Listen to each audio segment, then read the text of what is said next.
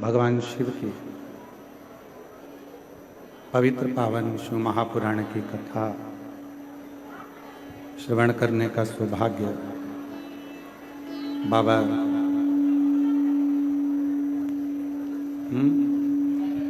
देव दिव्य महादेव की कृपा से, करुणा से, उनकी उदारता से आप और हम सभी को प्राप्त हुआ है। ये पवित्र प्रावण त्रिवेणी का तो संगम है ही, पर त्रिवेणी के संगम के साथ में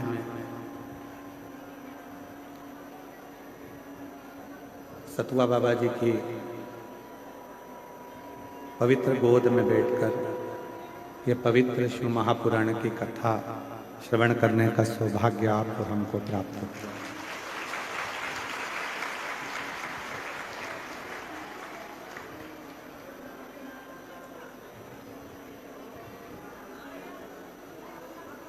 सतुआ बाबा जी के इस पवित्र पावन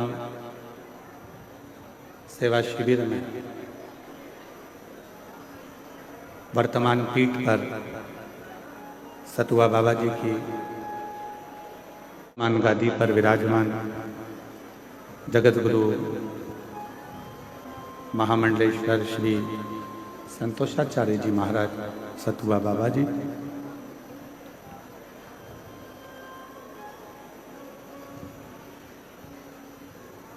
पता नहीं आप लोगों ने कौन सा जादू, हमने सुना है बाबा जादू करते हैं, पर हमें लगता है प्रयाग वालों ने सतुआ बाबा पे जादू कर रखा है।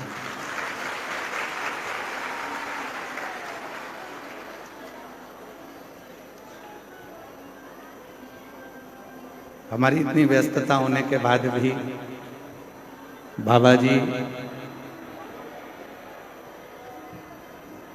ऐसा कोई दिन नहीं छोड़ते जिस दिन प्रयागराज के मेले में आने के लिए फोन ना करते और फिर समय निकालकर इस पवित्र पुण्यमय धरा पर आना होता है। साथ में ही कथा मंडप में विराजमान चित्रकूट से रामायणी पुट्टी वाले महाराज श्री सरल सहज आपकी अविरल भक्ति शिव के प्रति आपके चरणों को भी नमन करता हूँ।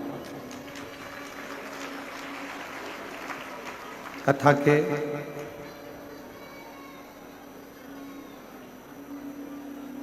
के मुख्य यजमान श्रीमती सुमित्रा विजय दुबे जी, सीमा मदन दुबे जी, अंजलि कपिल दुबे जी, शिवांगी सचिन तिवारी जी खुरई मध्य प्रदेश से हैं। एक बार इनके लिए जोरदार ताली बजाकर स्वागत करना। जहाँ बैठे हों यजमान परिवार खड़े हो जाए, यजमान कहीं बैठे हैं तो खड़े हो जाए। बहुत बहुत साधुवाद आपको। एक बार सुमित्रा विजय दुबे जी के लिए, सीमा मदन दुबे जी के लिए, अंजलि कपिल दुबे जी के लिए, शिवांगी सचिन तिवारी जी के लिए, खुरई मध्य प्रदेश से पधारे हैं। एक बार जोरदार ताली बजाकर उनका साधुवाद, जिन्होंने इस पवित्र कथा का यजमान पद ग्रहण किया। एलईडी चालू करिए, एलईडी वाले पीछे की एलईडियाँ चालू करें।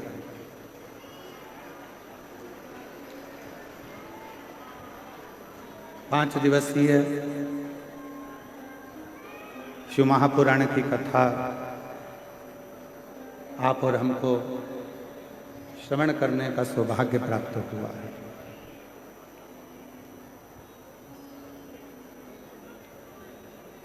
इन 5 दिनों में आप कितना ग्रहण कर सकते हैं, ये आपके ऊपर निर्भर करता है।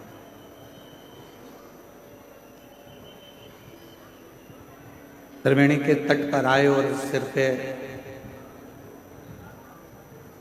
गंगा का लोटा तो भरकर ले गए, पर गंगा जैसी शीतलता लेकर नहीं गए तो यहाँ पर आना आपका व्यर्थ हो गया।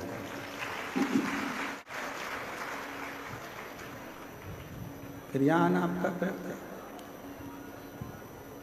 मूल है त्रिवेणी के संगम पर यदि आप आए हैं और त्रिवेणी के संगम पर यदि आप पहुँचे हैं तो यहाँ से केवल त्रिवेणी का जल लेकर नहीं, ज्ञान भक्ति और वैराग्य को साथ लेकर। पीछे आवाज नहीं जा रही है भाई, देखो सेट करो।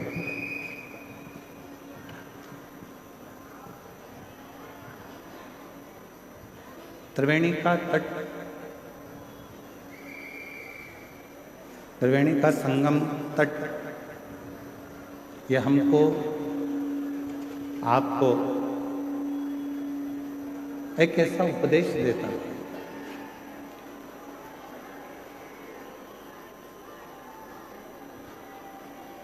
पीछे केवल बड़ा पीछे त्रिवेणी का संगम आपको और हमको एक ऐसा उपदेश देता है कि यहाँ आने के बाद में व्यक्ति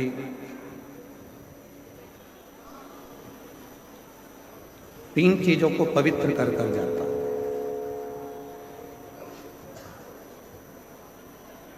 वो तन, मन और धन।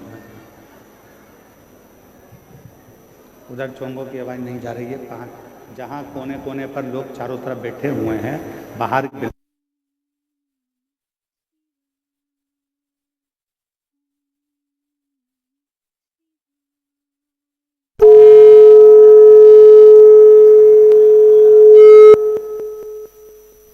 त्रिवेणी का संगम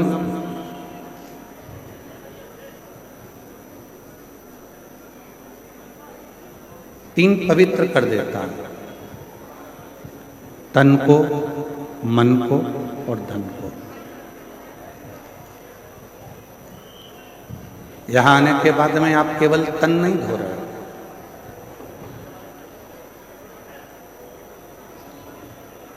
यहां पहुंचने के बाद केवल तन नहीं धोया जा रहा है, यहां आने के बाद में मन भी धोया जा रहा है और धन की शुद्धि भी हो रही है। स्पीकरों को बढ़ाइए, स्पीकरों को, जिससे उधर भी कोने मोने में आवाज़ सभी जगह पहुंचे। स्पीकर की आवाज़ कम है। हाँ तो देखो उसको, क्यों नहीं आवाज़ जा। तन, मन और धन की पवित्रता कहीं पर है तो वो त्रिवेणी के संगम पर, इस प्रयागराज की भूमि पर है, जहां व्यक्ति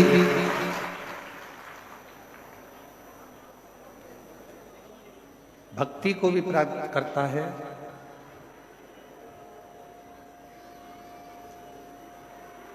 मुक्ति को भी प्राप्त करता है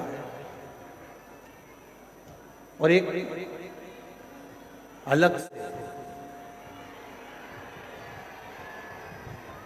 एक तेज पुंज, एक शक्ति।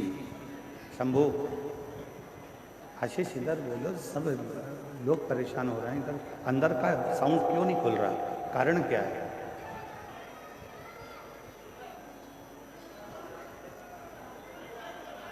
इस त्रिवेणी के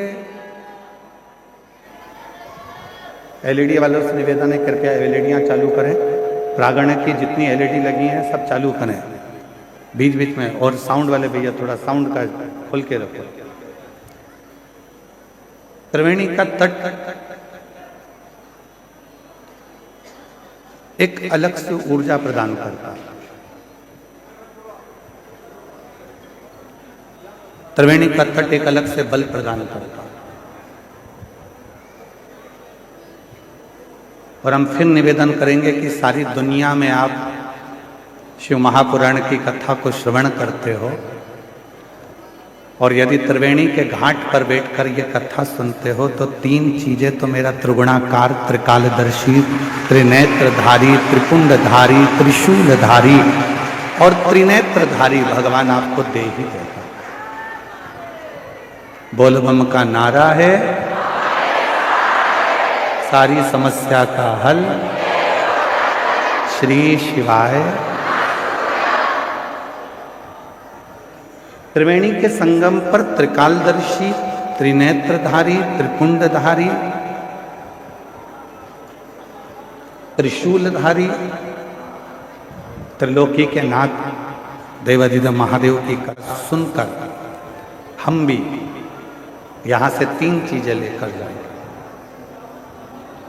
एक लेकर जाएंगे मन की शांति, दूसरे नंबर पर लेकर जाएंगे हम मन की शीतलता, और तीसरे नंबर पर लेकर जाएंगे हम अच्छे विचार, अच्छी सोच, अच्छी बुद्धि।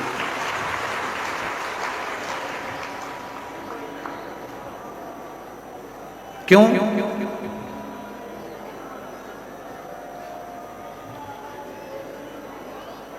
आपकी जेब में जो पैसा रखा हुआ है उसके बहुत सारे बाटेदार हैं।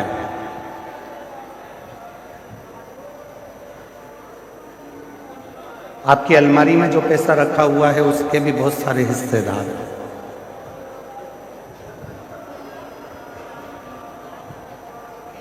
आपके बैंक में जो पैसा रखा हुआ है उसके भी बहुत सारे हिस्सेदार हैं।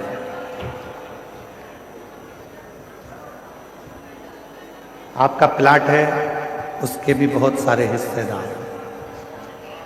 आपका मकान है उसके भी बहुत सारे हिस्सेदार।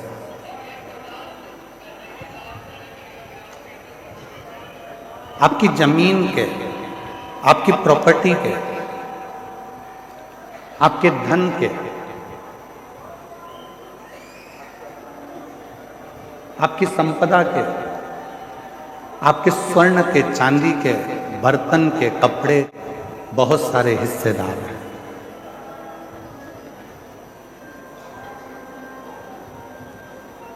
जितना भी आपके पास में धन है उसके ढेरों हिस्सेदार होंगे, पर एक धन हमारा खुद का होता है जिसका कोई हिस्सेदार नहीं होता।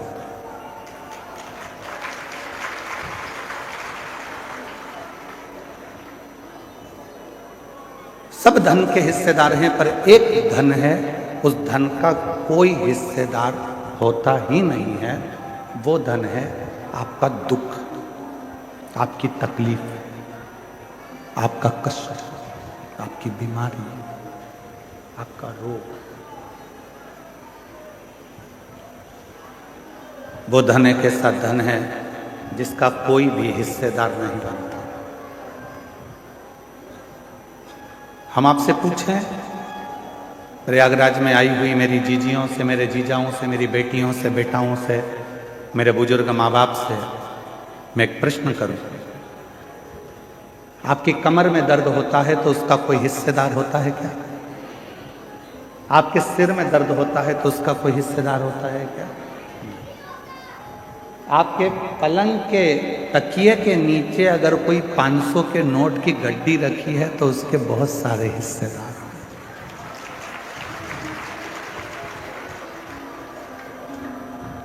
उसके हिस्सेदार हो सकते हैं।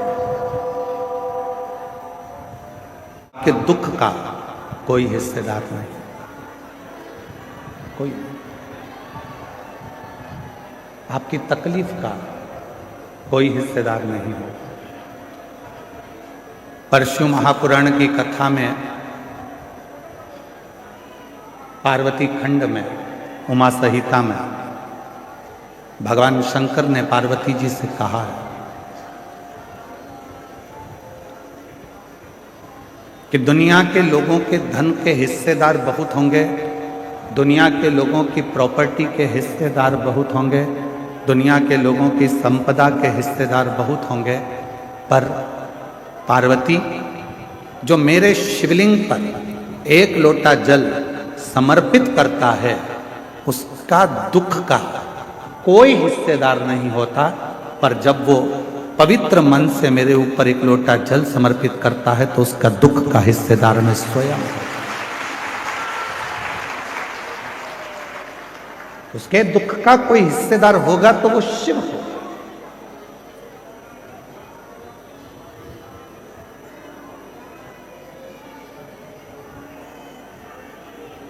आवाज नहीं जा रही है, वहां से माताएं चिल्ला रही हैं, आशीष वहां साइड। उनके दुख का हिस्सेदार मैं स्वयं हूं।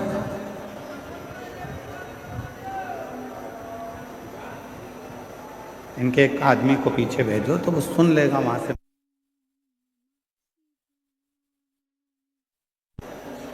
दुख का हिस्सेदार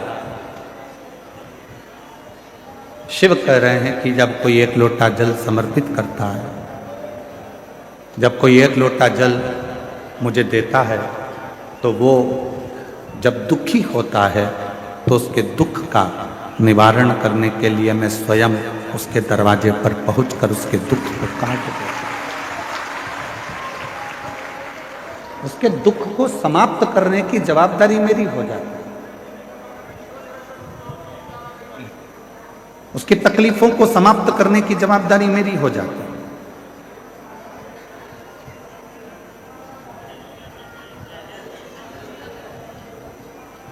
और मेरा तू ही तो हमदर्द है, जिसे हर दर्द कहता हूँ।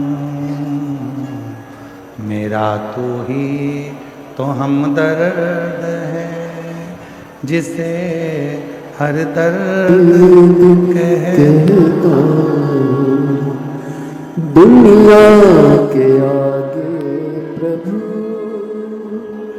चुपचाप में रहता, दुनिया के आगे प्रभु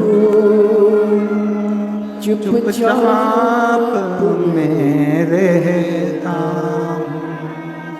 मेरा तू ही तो हमदर्द है, जिसे हर दर्द कहता हूँ। मेरा तू ही तो हमदर्द है, जिसे हर दर्द कहता हूँ। शिव से कहीं ऐसी कोई बात नहीं है जो तुम्हारी कट जाए।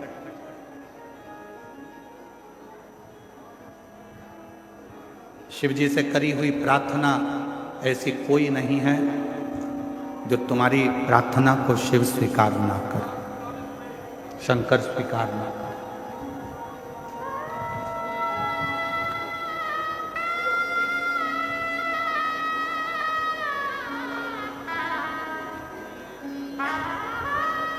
क्या चल रहा है अभी प्रयागराज में? 1 महीने का क्या चल रहा है? इसको कुंभ नहीं कहेंगे, इसको कहेंगे माघ मेला।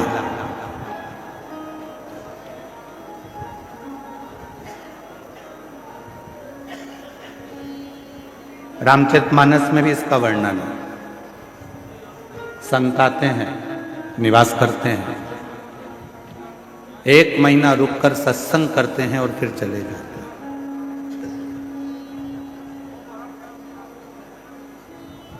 आप क्या करने आए हो?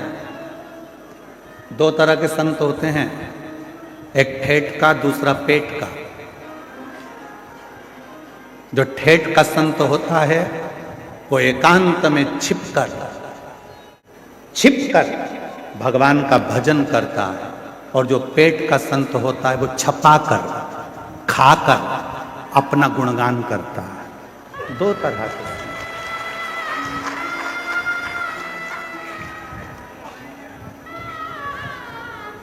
एक छपाकर खुश होता है, एक छिपकर खुश होता है।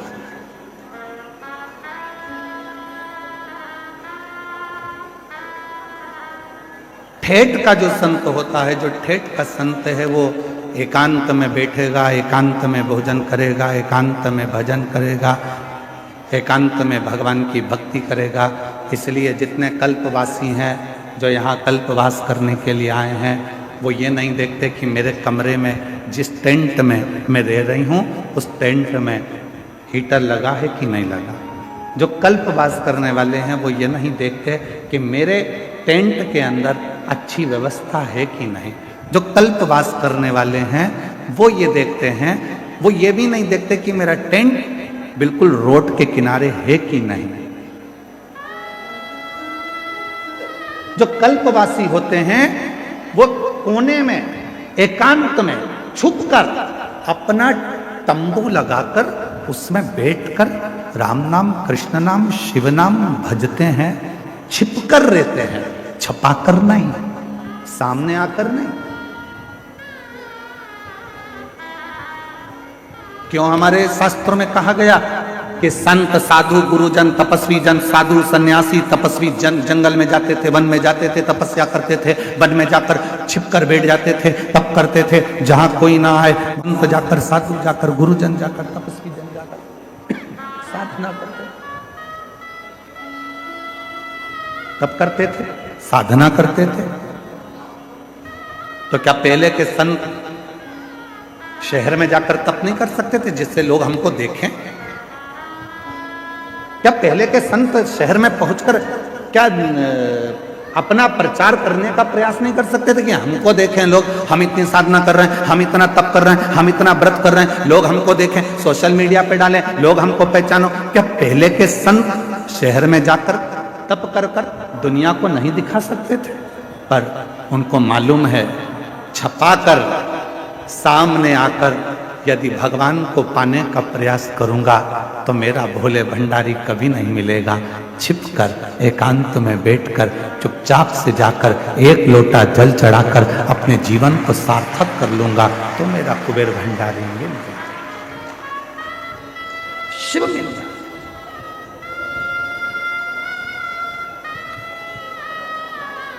कई लोग कहते हैं गुरुजी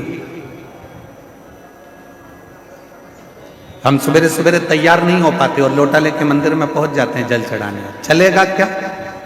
हमने कहा चलेगा।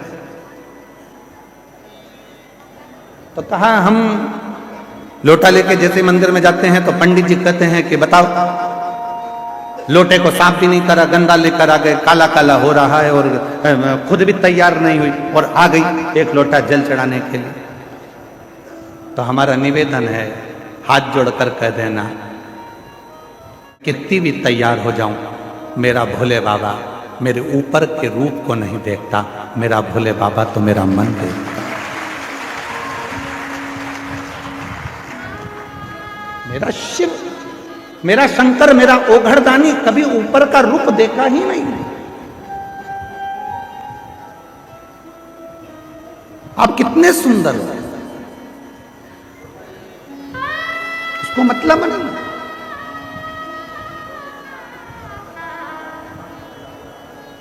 वो नहीं देखेगा।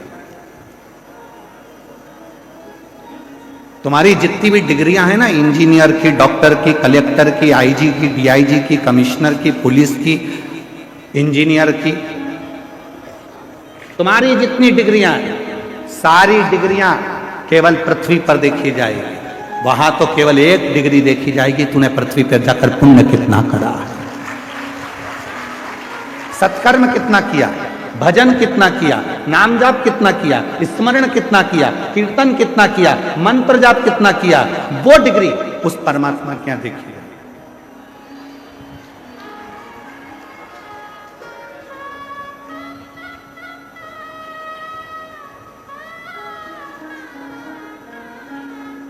हम ईमानदारी की बात बोले, हम सतुआ बाबा के यहाँ कथा करने क्यों आते हैं?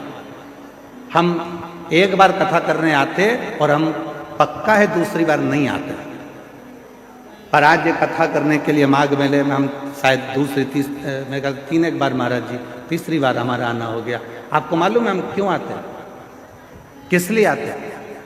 हमारा आने का केवल एक कारण है कि यहाँ किसी के बैठने के लिए पास का सिस्टम नहीं चलता। यहाँ तो जो आया वो बैठ गया।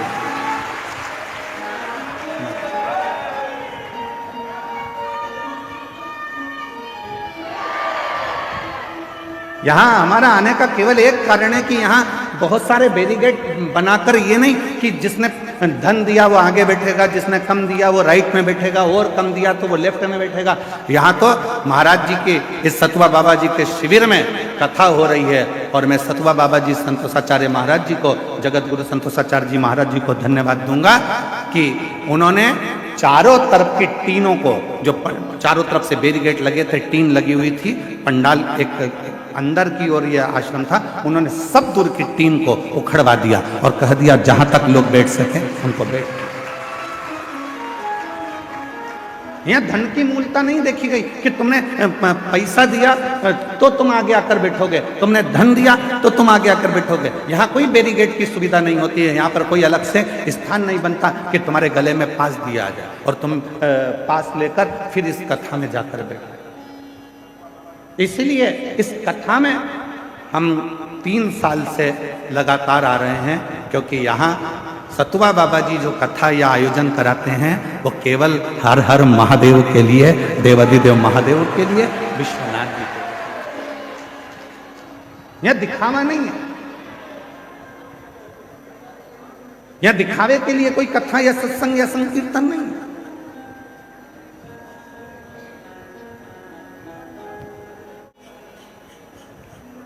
यहां तो केवल आपकी अविरल भक्ति, आपका भजन, स्मरण, कीर्तन और मंत्र।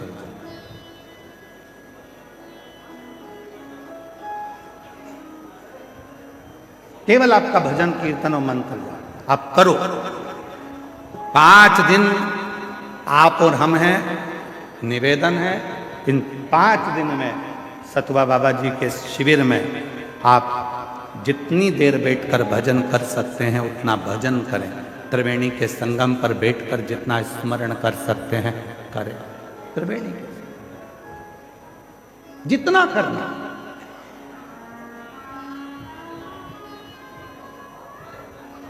और नहीं तो हम तो एक बार आते और एक बार में देख लेते कि भैया यहाँ तो कुछ अलग बात है, तो फिर हम ना आते। महाराज जी, हमारी आदत थोड़ी सी बड़ी गलत है।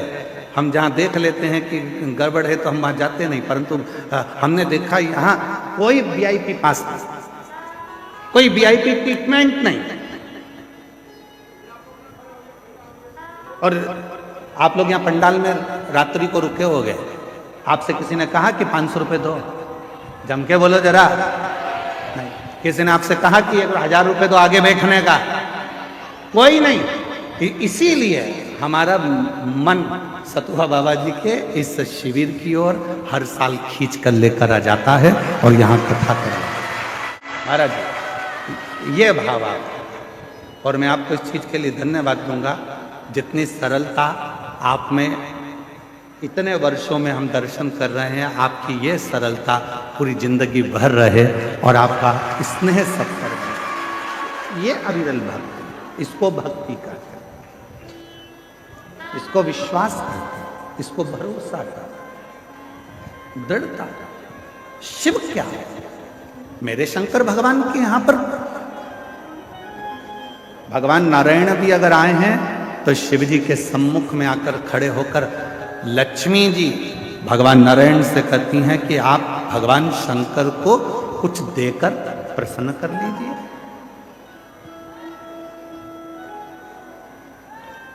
आप भगवान शंकर को कुछ दे दो, प्रसन्न हो जाएंगे। ब्रह्मा जी से स्वयं ब्रह्माणी ने कहा आप भगवान शंकर को कुछ दे दीजिए, शंकर जी प्रसन्न हो जाएंगे। इंद्राणी ने इंद्र से कहा कि शिव जी को प्रसन्न करना है तो कुछ दे दीजिए, शिव प्रसन्न हो जाएंगे। तब भगवान नारायण ने लक्ष्मी जी से कहा शिव को प्रसन्न करने के लिए धन, दौलत, संपदा, वैभव देने की जरूरत नहीं है।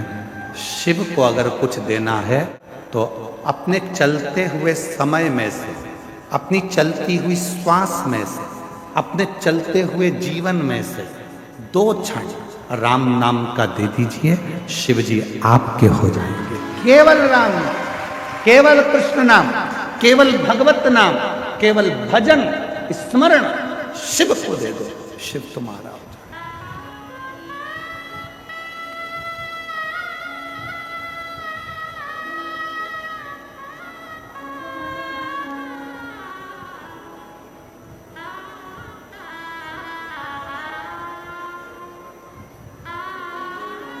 आज घूमने के लिए जाऊंगा सतुआ बाबा जी आपके साथ में, मन है मेरा। पूरे प्रयाग में मुझे घूमकर देखना है कि कौन से करोड़पति सेठ ने यहां पर भंडारे खोल के रखे। मुझे पूरे माघ मेले में देखना है कि कौन से करोड़पति सेठ ने भंडारे खोल के रखे हैं। जो दुनिया के लोग कहते हैं साधु मांगता है, जो दुनिया के लोग कहते हैं संत मांगता है, जो दुनिया के लोग कहते हैं ब्राह्मण मांगता है, जो दुनिया के लोग कहते हैं सन्यासी मांगता है, उनको दिखाना है मुझे इस आस्था चैनल पर कि संत मांगता है तो कहां ले जाकर भक्तों को खिलाता है, वो दिखाने का प्रयास कर।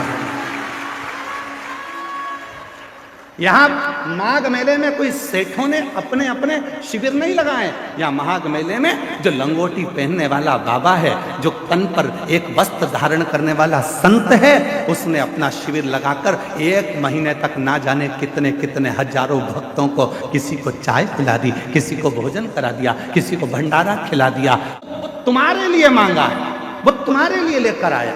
और मुझे माघ मेले में उस सेठ को ढूंढना है जो भंडारे कर रहा है। कि कितने लोग कहते हैं कि आज के महाराज तो लूटते हैं, आज के महाराज तो लेकर आते हैं। उनको दिखाना है इस माघ मेले में एक एक झोपड़े में बैठा हुआ एक एक संत, एक एक साधु, एक एक तपस्वी, एक एक सन्यासी आपको खिलाने के लिए बैठा है और आशीर्वाद देने के लिए बैठा है। यहाँ लेने के लिए नहीं बैठा, यहाँ लेने नहीं आया, यहाँ देने आया।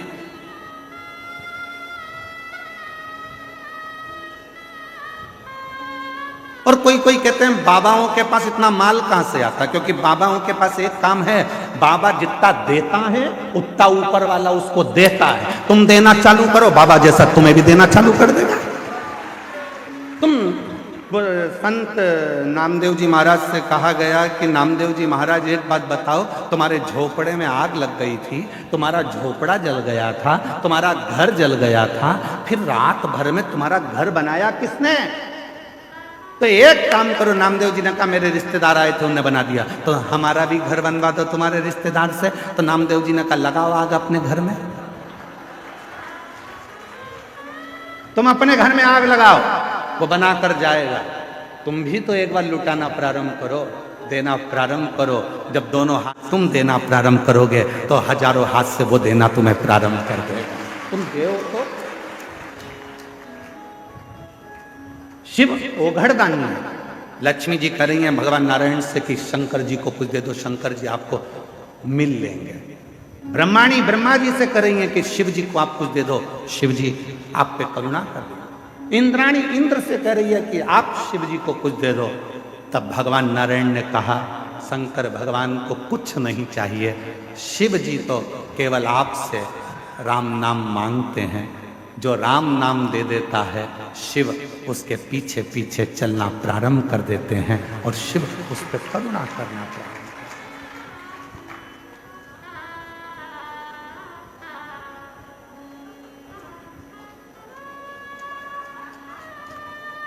ऐसे दयालु नाथ से रिश्ता बनाइए,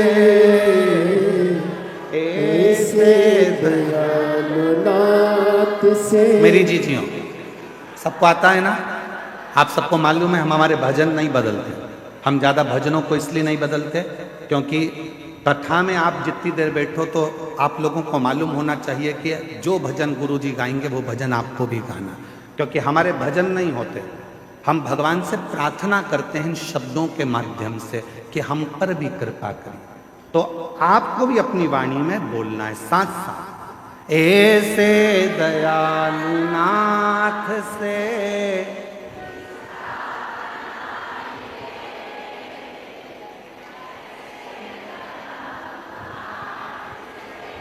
रिश्ता बना मिलता रहेगा आपको जो कुछ भी चाहिए, मिलता रहेगा आपको जो कुछ भी चाहिए मांगा है भोले वरदान एक ही, मांगा है भोलेनाथ से वरदान एक ही, तेरी दया बनी रहे जब तक है जिंदगी, तेरी दया बनी रहे जब तक है जिंदगी। मांगा है भोलेनाथ से वरदान एक ही। हमें बस एक वर दे दो, अंतिम श्वास तक तेरी कृपा, आखिरी सांस तक तू मिलता है।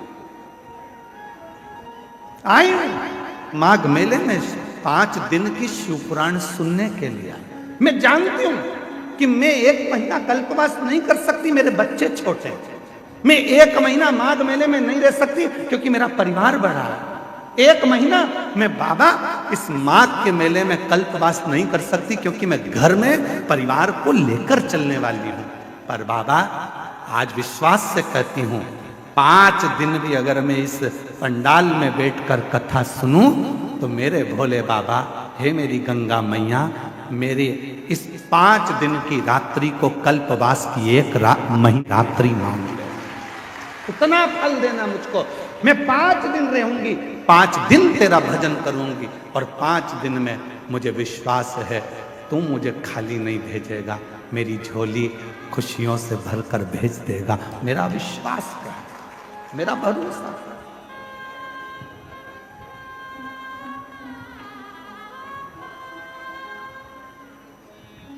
एक माँ ने अपना पत्र लिखा है कि मेरी, देखो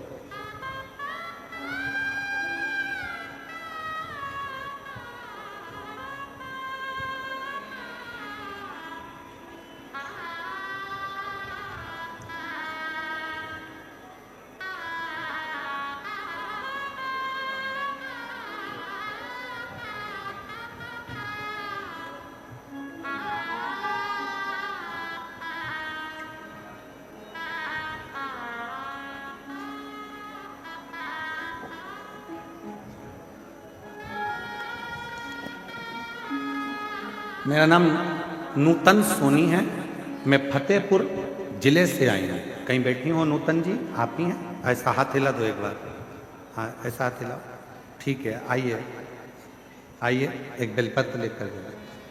मेरा नाम नूतन सोनी है, मैं फतेहपुर जिले से आई हूँ। मेरा मोबाइल नंबर ये है। श्री शिवाय नमस्तु। मैं प्रणाम करती हूँ। 2020 में कर्जा बहुत हो गया था, इतना कर्जा हो गया कि उस कर्जे को चुकाना भारी पड़ गया। बढ़ता बढ़ता कर्जा और लाखों में बढ़ गया, दुगना तिगना चौगना। इससे कहूं तब कर्जा बढ़ते बढ़ते जब लाखों में और ज्यादा 20 लाख से भी ज्यादा और बढ़ता चले गया।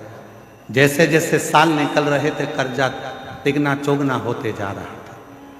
तब किसी ने कहा कि वो सियोर वाला बाबा कथा कहता है, उसके पंडाल में बैठकर जो मांगा जाता है वो मिलता है। आ गई प्रयागराज के कुंभ के मेले में, पंडाल में बैठ गई। मुझे नहीं मालूम था, मैं मेले में फंसती फंसाती एक दिन कथा में पहुंचकर बाबा से विनय करी, झोली पसार कर कहा मेरा कर्जा बहुत ज्यादा हो गया है, तुझे चुकाना। आप कहते हो कि पंडाल की मिट्टी को भी सिर से लगाना, मैं तो उठाकर ले गई पंडाल की मिट्टी को। गुरुदेव, अब जरा पत्र को आप यहां पर देखिएगा, मात्र जाने के 15 दिन हुए हैं। एलईडी पर पत्र चल रहा है कि नहीं चल रहा? चल रहा नहीं चल रहा? आस्था पे है, एलईडी पर क्यों नहीं चला? ठीक है, कल चल जाएगा। प्रयास करिए यहाँ के लोग भी पत्र को पढ़ें। आस्था पे चल रहा है पत्र, ध्यान दीजिएगा, और एलईडी पर कल से चल जाएगा। 15 दिन, केवल 15 दिन निकले, ना जाने वो पंडाल की मिट्टी में क्या था। और 15 दिन के बाद मेरा धीरे धीरे कर कर 20-20 लाख का कर्जा मेरे बाबा ने जो चालू करा, आज मैं पूरे कर्जे से मुक्त होकर बाबा की कथा को सुनने के लिए पंडाल में बैठी हूं। ये शिव की बात। आज एक भी कर्जा मेरे माथे पर नहीं, एक कर्जा मेरे मस्तक पर नहीं।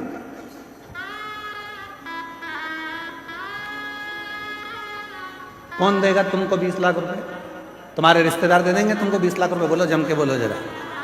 5 लाख दे देंगे, 10 लाख दे देंगे, 25 लाख दे देंगे, कोई तुम्हारा कर्जा चुकाने वाला नहीं होगा। कर्जे में डुबाने वाले मिलेंगे पर कर्जा चुकाने वाला नहीं होगा। और याद रखना, कर्जा तुमने किया है तो चुकाना भी तुम्हें है, मेहनत तुम्हें करना है। सियोर वाला महाराज आकर तुमको करोड़ों की गड्डी नहीं देगा, सियोर वाला महाराज आकर तुम्हें कहीं से गड़ा हुआ हंडा निकाल कर नहीं देगा। मेहनत तुम्हें करना पड़ेगा, एक लोटा जल तुम्हें चढ़ाना पड़ेगा। और जब मेहनत और लगन और शिव की भक्ति, ये त्रिवेणी का संगम एक जगह पर होगा तो 15 दिन क्या 5 दिन में भी कर्जा चुकाने की सामर्थ्यता तुम्हें बाबा दे। किसी बाबा के चक्कर में मत पड़ना कि कोई तुमको निकाल कर सोने का हंडा देगा। किसी बाबा के चक्कर में मत पड़ना कि कोई तुम्हारा दुख काट देगा। हाथ में खुजाल चली है तो तुम्हें खुजालना है, छींक तुम्हें आई है तो छींकना तुम्हें है, खांसी तुम्हें आई है तो खांसना तुम्हें है। उसी तरह कर्जा तुमने किया है तो चुकाना भी तुम्हें है। इसलिए मेहनत भी तुमको करना है, संघर्ष भी तुमको करना है, और साथ में शिव जी पर भरोसा भी तुम्हें करना है। शंकर पर भरोसा भी तुमको, कोई दूसरा नहीं। रोते नहीं है बेटा, रो नहीं है। आंसू पोछो पहले, उठो उठो उठो, आंसू पोछो, आंसू पोछो पहले, आंसू पोछो। अच्छा खुश होकर जा, तो बाबा ने तेरे सब कर दिया। एक आंसू पोछो, आंसू पोछो, आंसू पोछ पहले, आंसू पोछो। अच्छी खुश होकर एक बार जोरदार ताली बजाओ। शिव कृपा ऐसे दयालुनाथ से रिश्ता बनाइए, ऐसे दयालुनाथ से रिश्ता बनाइए, मिलता रहेगा आपको जो कुछ भी चाहिए, मिलता रहेगा आपको जो कुछ भी चाहिए। ऐसा करिश्मा होगा जो हुआ कभी नहीं, ऐसा करिश्मा होगा जो हुआ कभी नहीं। मांगा है भोलेनाथ से वरदान एक, मांगा है शंभुनाथ से वरदान एक, तेरी दया बनी रहे जब तक है जिंदगी, तेरी कृपा बनी रहे जब तक है जिंदगी। ये जीवन है। आए हो कथा सुनने के लिए, जहां जगह मिले वहां बैठकर, ये मत सोचना कि रोड है, रोड का किनारा है। तुम्हें जहां जगह मिले वहां बैठकर 2.5 घंटा 3 घंटा तो हम बोलते नहीं है कथा, फालतू की बात है कि हम 3 घंटा कथा बोलते हैं, नहीं। आधा घंटा तो आशीष बोलता है, 2.5 घंटे हम बोलते, और हम भी नहीं, वो बुलवाता है तो बोलते।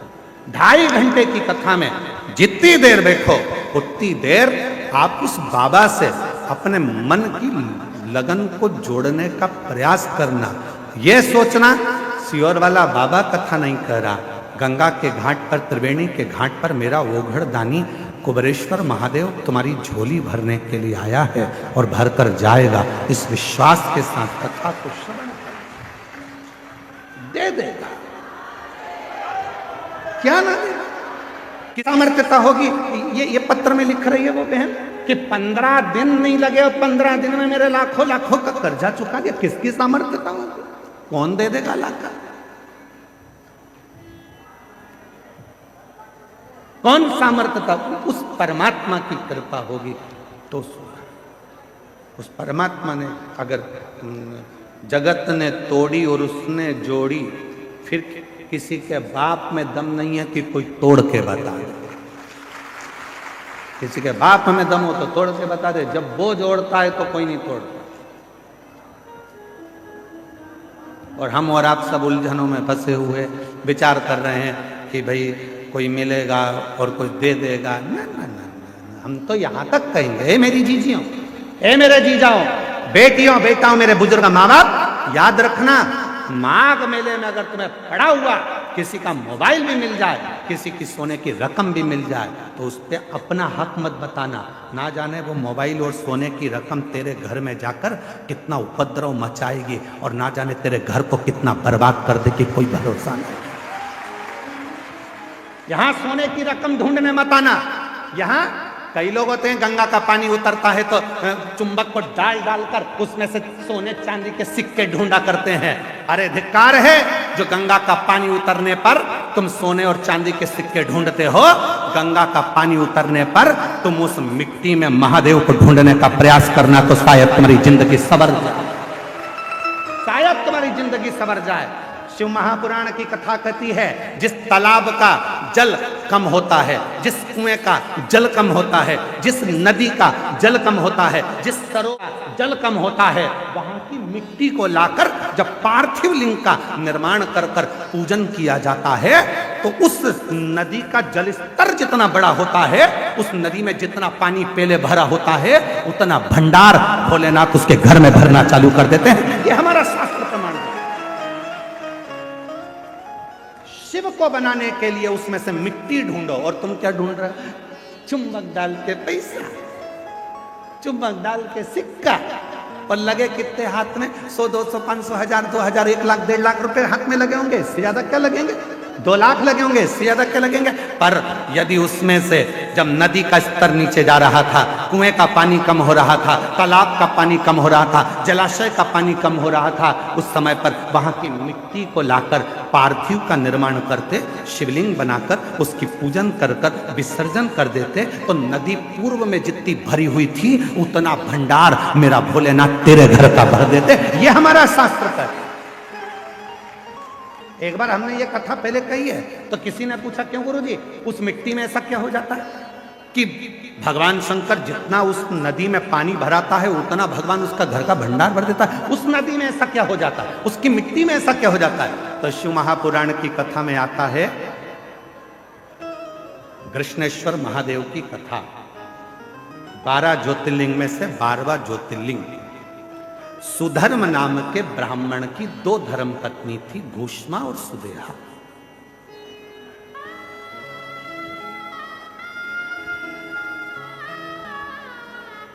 आप लोगों के मन में भी संशय होगा कि नदी का उतरता है तो उसकी मिट्टी का शिवलिंग क्यों बनाया जाता है, उसका फल क्यों इतना कि भगवान का भंडार भर देता है। नदी, तालाब, बावड़ी, कुआं का पानी कम होता है तो उसकी मिट्टी को निकालकर उसका शिवलिंग बनाकर पूजन करने का फल क्या होता है? तो सुनो कृष्णेश्वर महादेव की कथा। सुधर्म नाम के ब्राह्मण की 2 धर्म पत्नियां थी, सुदेहा, घुष्मा, 2। सुदेहा के घर में संतान नहीं है और घुष्मा के घर में एक बेटे ने जन्म लिया। बेटे ने जन्म लिया तो सुदेहा का मुख उतर गया, मेरे गर्भ से औलाद नहीं है, और घुष्मा को औलाद हो गई।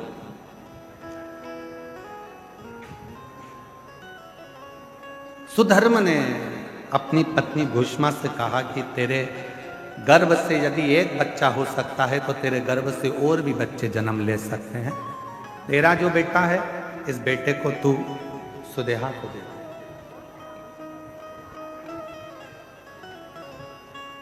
इस बेटे को तू सुदेहा को दे दे। सुदेहा को, हाँ ठीक है।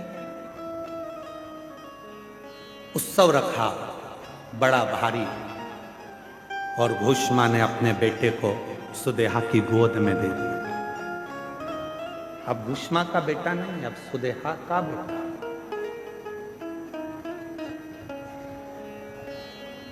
सुदेहा का बेटा। धीरे बच्चे को पाल पोस कर सुदेहा ने बड़ा किया। वो बच्चा जब बड़ा हो गया, उसका विवाह हो गया, बहू घर में आ गई। बहू आई तो बहू को मालूम पड़ा कि मेरी असली सास तो घुष्मा है। सुदेहा की गोद में मेरे पति को दिया गया, पर सास तो घुष्मा। अब वो सुदेहा को कम मानती है और घुष्मा को ज्यादा मानती है। घुष्मा के लिए चाय लेकर जाए, भोजन लेकर जाए, नाश्ता लेकर जाए, पाँव पड़े, सुदेहा को पूछे नहीं। सुदेहा को गुस्सा आ गया, बहू मेरी और पूछ रही घुष्मा। बेटा ही नहीं रहेगा तो बहू किस काम की? रात को सोया था बेटा। बहू गई थी मायके और बेटा सोया था, तभी सुदेहा ने अपने बेटे के तलवार से काट काट के टुकड़े कर दिए, कपड़े में बांध लिए, सिर पे पोटली रखी, तालाब में फेंक। तालाब में फेंक, एक बावड़ी में, एक तालाब में। उस टुकड़े करे हुए शरीर को जब फेंका, सुदेहा आ गई। समय निकला, तालाब का जल नीचे जा रहा था और घुष्मा उसी सरोवर की मिट्टी को लाकर उसका शिवलिंग बनाकर पूजन कर मिट्टी के शिवलिंग को, पार्थिव शिवलिंग को सिर पे रखकर चली और तालाब में विसर्जन करने चली। मन में आया, बाबा बहुत दिन से मैंने अपने बेटे को नहीं देखा, ना जाने बेटा कहाँ चले गया, दिखता ही नहीं। बस वो पार्थिव शिवलिंग तालाब में गया। थोड़े से पानी में, जो पानी का स्तर गिर रहा था, टुकड़े टुकड़े हुए हुए बेटा कई दिन पहले मरा था, वही बेटा तैरता हुआ बाहर निकल कर आ गया।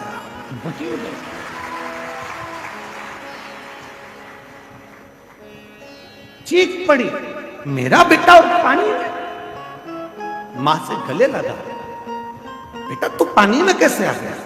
पता नहीं, पर अंदर कोई बाबा था।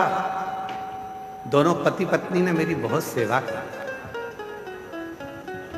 घुष्मा ने आवाज लगाकर कहा, बाबा मैं जानती हूं कोई दूसरा बाबा नहीं आ सकता, बाबा तो मेरा महादेव ही होगा। बाबा आओ दर्शन तो दो।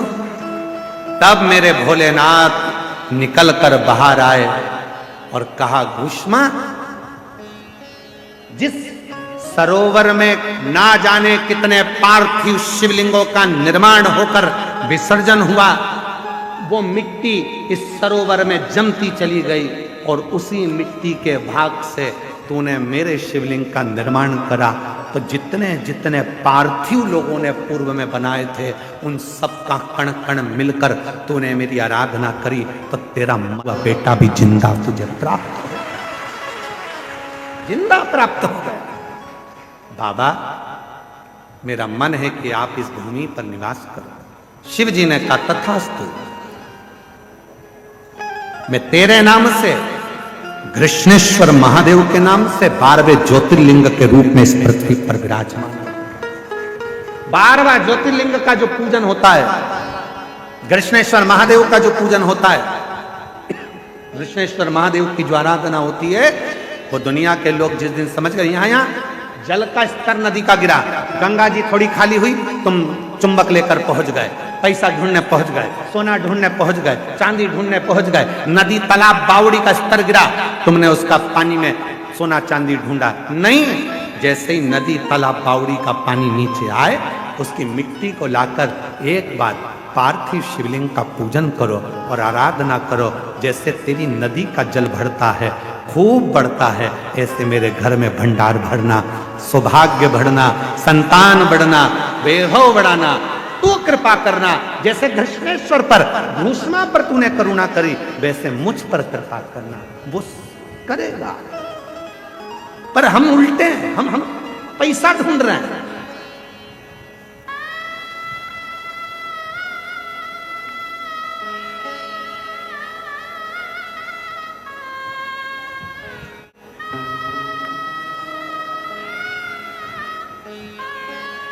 यहां दो तरह के लोग आते हैं गंगा का स्नान करने के लिए त्रिवेणी के घाट पर। एक हर हर गंगे करने आते हैं और एक सबको नंगे करने आते हैं। यहां त्रिवेणी के घाट पर दो तरह के लोग आते हैं। एक हर हर गंगे करने आते हैं, बिना कोई भी विचार करे, बस गंगा का स्नान, पूजन अर्चना, ध्यान, आराधना, साधना, स्मरण, भक्ति, छिपकर छुपाकर नाम जप करना, भोजन भंडारा कराना और चले जाना। और दूसरे तरह के आते हैं सबको नंगे करने। ये गया गंगा के जल में और वो गया चुपचाप से तुम्हारे कपड़े मपड़े भरे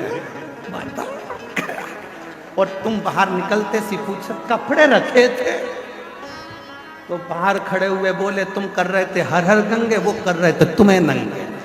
गया ले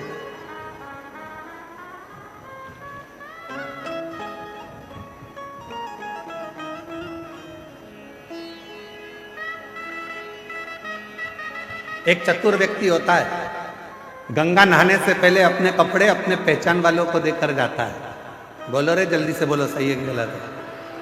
अरे बोलो जम के, भैया संभालना, भैया संभालना, भैया संभालना। अभी आया नहा के, पहचान वाले को देकर जाता है कि इसको संभालना, नहीं तो लोग मैं हर हर गंगे करूं और लोग मुझे नंगे कर दें, इसलिए तो संभाल लेना। उसी तरह बस चतुरता तुम में होना चाहिए। जिस समय पर भगवान शंकर के इस प्रयागराज के मेले में आओ, उस समय पर महादेव को अपना पूरा भार सौंप कर आना। तू संभाल लेना, नहीं तो लोग तो नंगा करने में लगे हैं, मैं हर हर गंगे करूं और लोग कुछ करें, तू संभाल लेना। तेरे भरोसे आया, तेरे, मैं किसी और के सहारे नहीं, भरोसे नहीं। मेरा तू ही तो हमदर्द जिसे हर दर्द कहता, मेरा तू ही तो हमदर्द है जिसे हर दर्द कहता। दुनिया के आगे प्रभु चुपचाप में रहता, दुनिया के आगे प्रभु चुपचाप में रहता। मेरा तू ही तो हमदर्द जिसे हर दर्द कहता। मेरा तो हमदर्द है जिसे हर दर्द कहता। तू संभालना मेरे बाबा दया, मैं तेरे भरोसे हूँ। बाबा जी हमारे शिव भक्त ऐसे हैं, आदि कथा तो हम बाजते हैं, आदि ये बाजते हैं। हमको ज्यादा मेहनत नहीं करना पड़ती। मेरे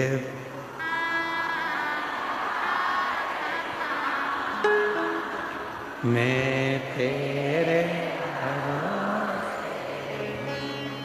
मेरे बाबा,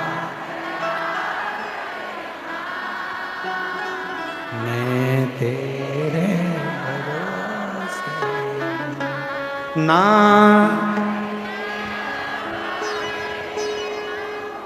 ना परिवार के भरोसे हूँ, ना घर के भरोसे हूँ, ना परिवार के।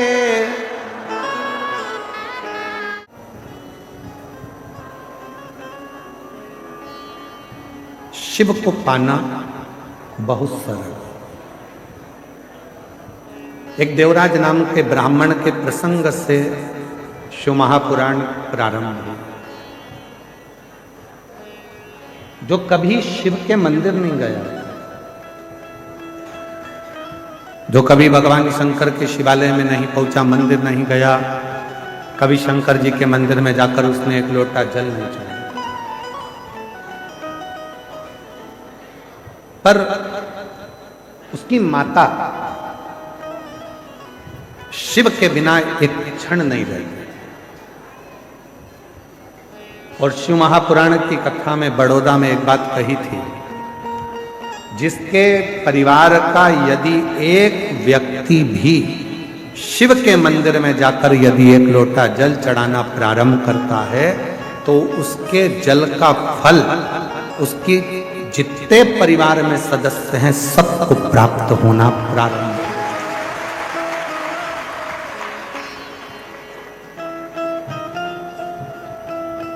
सबको मिलता है।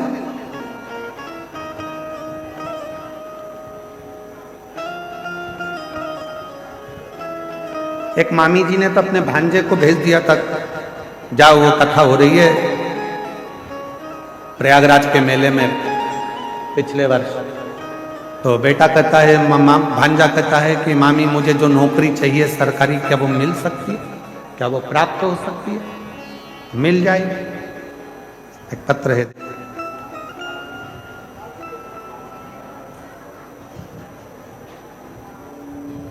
मैं अंकित सिंह निवासी ग्राम सोमबंसी खेड़ा जिला रायबरेली का रहने वाला हूँ। कहीं बैठे हों तो हाथ हिला सकते हैं। अगर कहीं बैठे हों, आप ही हैं, ऐसा हाथ हिला दो, दोनों आ जाइए, दोनों आ जाइए। मैं अंकित सिंह निवासी ग्राम सोमबंसी खेड़ा जिला रायबरेली का रहने वाला हूँ। गुरुजी,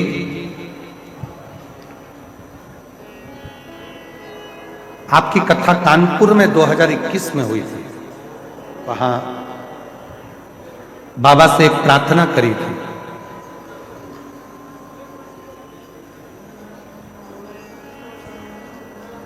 एक केस में फंस चुके थे, निकल नहीं रहे थे। जैसे ही बाबा की कथा सुनी, 307 का वो केस था, धीरे धीरे उसमें हल मिलना प्रारंभ हुआ।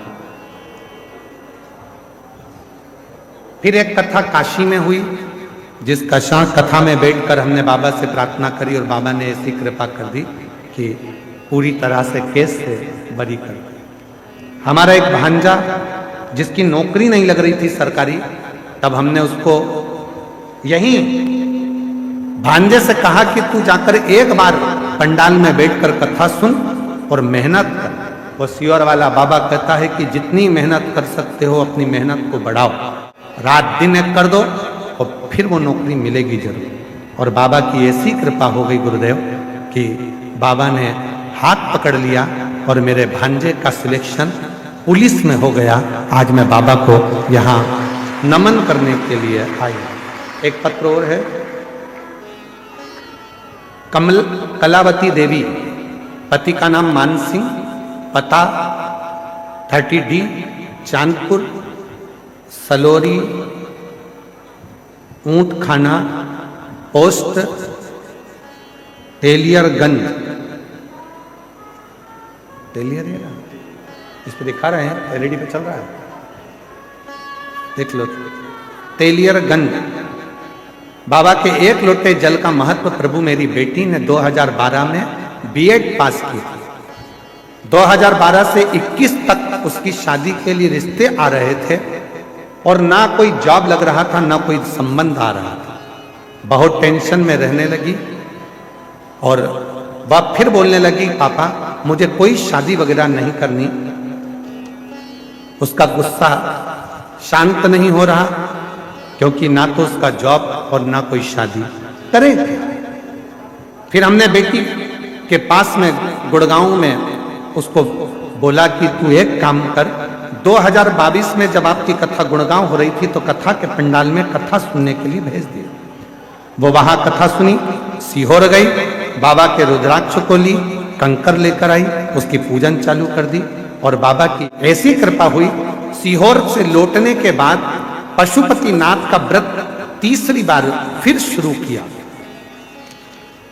और फिर हमने 5 सोमवार का व्रत पूर्ण किया और वैसे ही मेरी बेटी को 2023 में काउंसलिंग में 2023 में वो टीचर के पद पर नियुक्त हो गई। गुरुदेव, जैसे ही उसकी गवर्नमेंट जॉब लगी, 15 दिन के बाद मेरी बेटी को सरकारी नौकरी टीचर की मिल गई। उसके बाद ज्वाइनिंग लेटर प्राप्त होने के ठीक कुछ समय के बाद में 5/12/2023 को बेटी का संबंध भी पक्का हो गया और उसकी शादी हो गई। कहीं बैठी हो कलावती देवी, पति का नाम मान सिंह, कहीं बैठे हो तो हाथ हिला सकते हैं। कलावती देवी मान सिंह जी इधर हैं क्या? आ जाइए, बेलपत्र लेकर जाइए, आइए। शिव शिव है।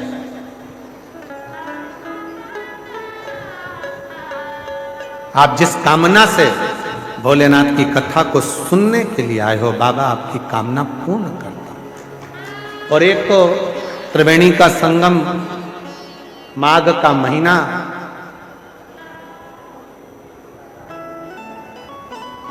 और ऊपर से यह 5 दिवसीय शिव महापुराण की कथा मां गंगा के घाट पर।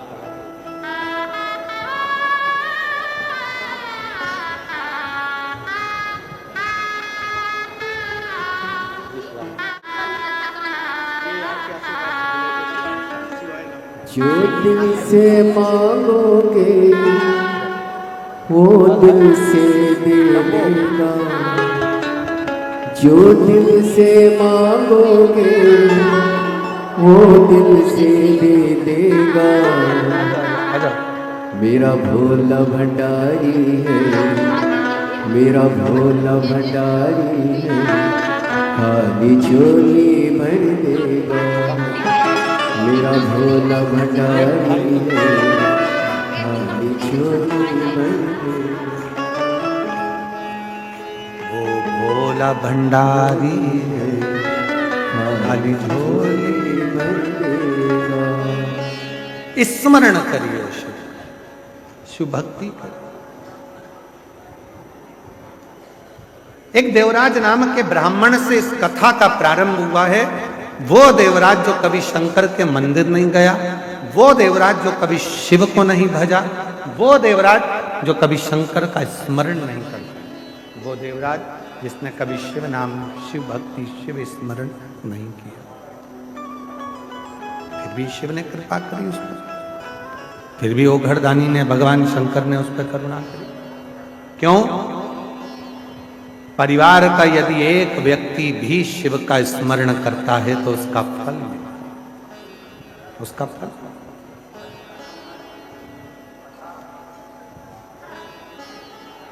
आप लोगों को मालूम है कि नहीं मालूम, हमें नहीं पता। हमारे मध्य प्रदेश में एक नियम था।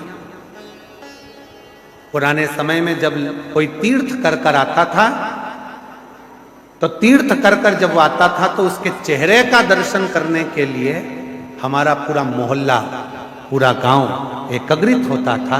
क्यों? उसने जिन नेत्रों से बद्रीनाथ का दर्शन किया, उन्होंने जिन नेत्रों से द्वारकानाथ का दर्शन किया, उन्होंने जिन नेत्रों से जगन्नाथ का दर्शन किया, उन नेत्रों से जिसने रामेश्वरम का दर्शन किया, त्रिवेणी का स्नान किया, उसके नेत्रों के द्वारा यदि हम सामने खड़े हो गए और वो दृष्टि हम पर पड़ गई तो हम भी सिद्ध हो जाएंगे, चाहे हम तीर्थ गए। इतना फल है तीर्थ जाने वाले के आकर दर्शन करने का, इतना फल प्राप्त, इतना फल।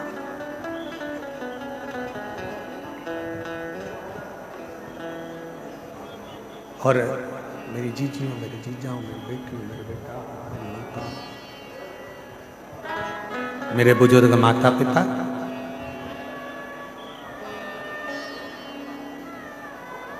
आपको लगता है कि कथा सुनने का पुण्य केवल आपको मिलता है, पर ईमानदारी से बोले ना, आपको कथा सुनने का जितना पुण्य मिलता है उतना पुण्य हमको भी मिलता है आपका दर्शन कर कर,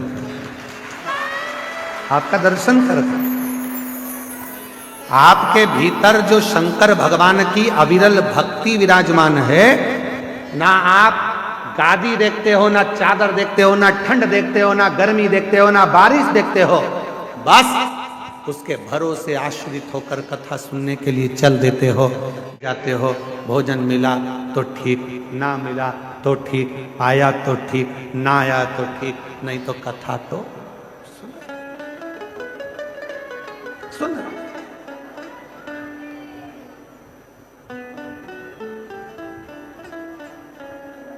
बाबा जी, मुंबई में भीड़ ज्यादा हो गई थी कथा में, तो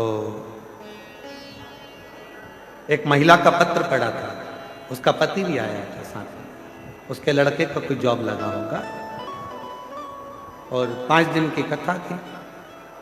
भीड़ ज्यादा हो गई और वो दोनों जब मंच पर आए तो उन्होंने कहा, गुरुजी हम बेलपत्र कल ले लें तो? हमने पूछा क्यों? कहा हम 4 दिन से नहाए नहीं। तो हमने पूछा क्यों? तो कहा नहाने जाते और जगह चली जाती तो, इसलिए हम नहाने भी नहीं। हमने कहा ये बेलपत्र तुम साथ में रखो, बिना नहाए भी पवित्र हो, दिल साफ हो, जाओ ले जाओ इस बेलपत्र। जगह संभालना है, हमें कथा श्रवण करना है। कथा कल हमारे बाबा जी कर रहे थे, रमणी कुटी वाले महाराज जी कल बाबा जी कर रहे थे, 3 दिन पहले से श्री शिवाय नमस्तुभ्यम चालू हो गया है। 3 दिन पहले से लोग यहाँ वहाँ जगह वगैरह संभालने के लिए चालू हो गए और लोगों ने अपना अपना स्थान संभालना प्रारंभ कर दिया था कि कथा होगी, मिलेगी, आनंद से कथा सुनना है, श्रवण करना है। बाबा जी हमने कथा के शुरू में आपके लिए एक बात कही कि कोई वीआईपी पास नहीं, क्योंकि भक्त से बड़ा दुनिया में कोई वीआईपी हो भी नहीं सकता। भक्त ये आपकी सरलता, आपकी साधना।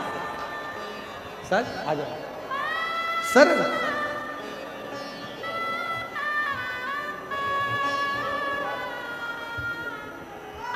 बधाई आपको, बहुत बधाई। एक आपकी बेटी को उसको पहुंचा दो, अच्छा करेगा।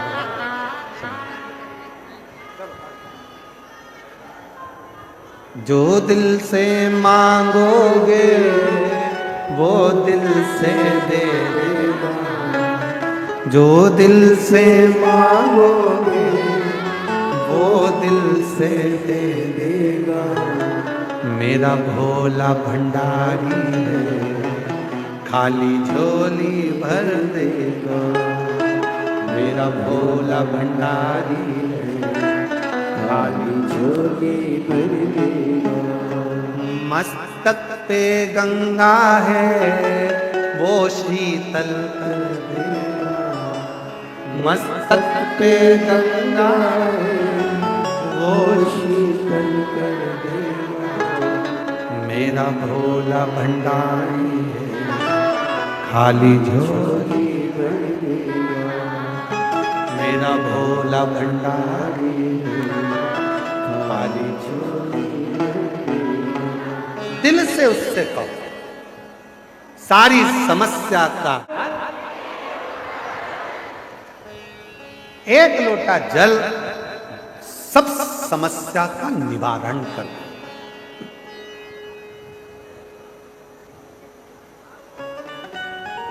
और लोटा ही सबसे भारी है।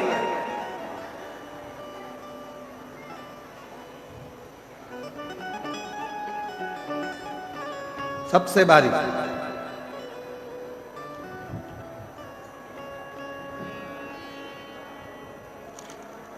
महाराज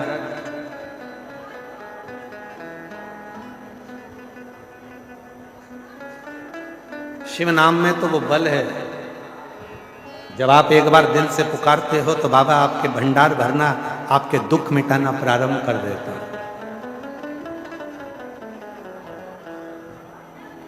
एक बहुत सुंदर प्रसंग है। एक बिरजा नाम का सेठ था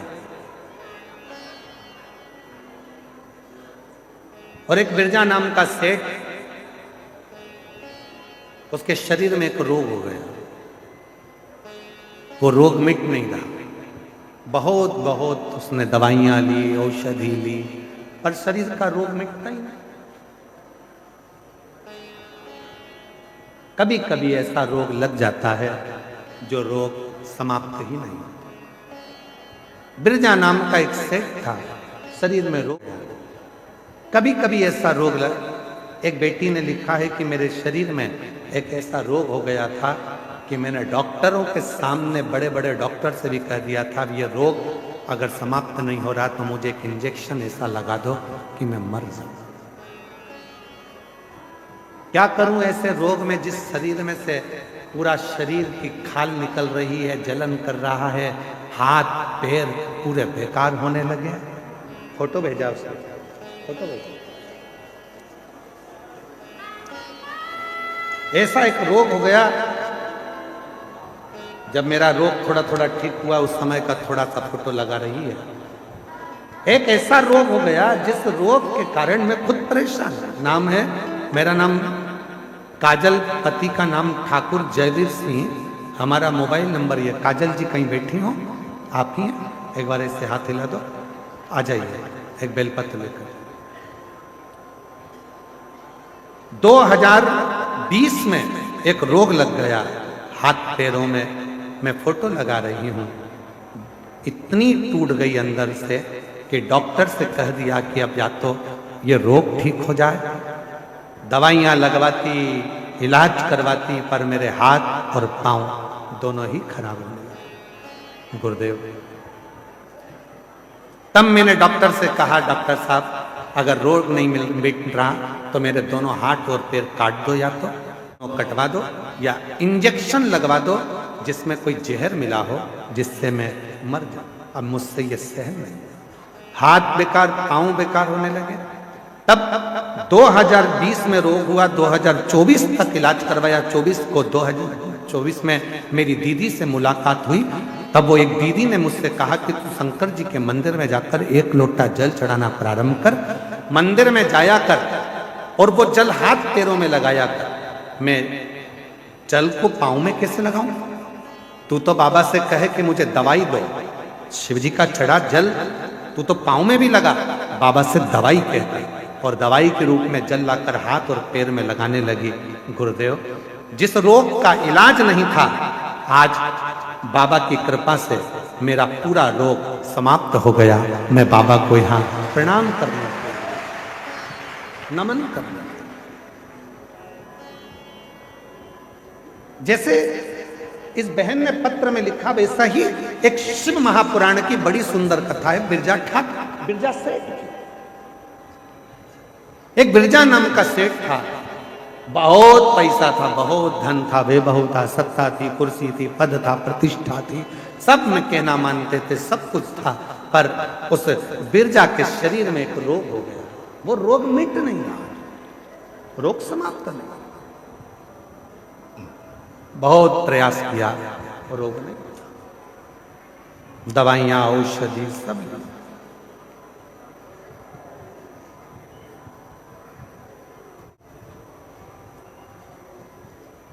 अब बिरजा हमेशा अपने धन के नशे में रहता।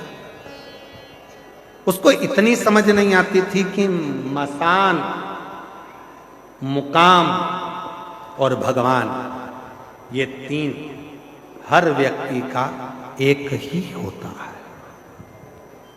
मकान अलग हो सकते हैं, बंगले अलग हो सकते हैं, कोई झोपड़े में रह सकता है, कोई महल में रह सकता है, पर आखिरी का मुकाम जाना एक ही जगह पर है। तो वो मुकाम भी एक है, मसान भी एक है, और वो भगवान भी एक है। उसमें कोई झगड़ा, वो एक।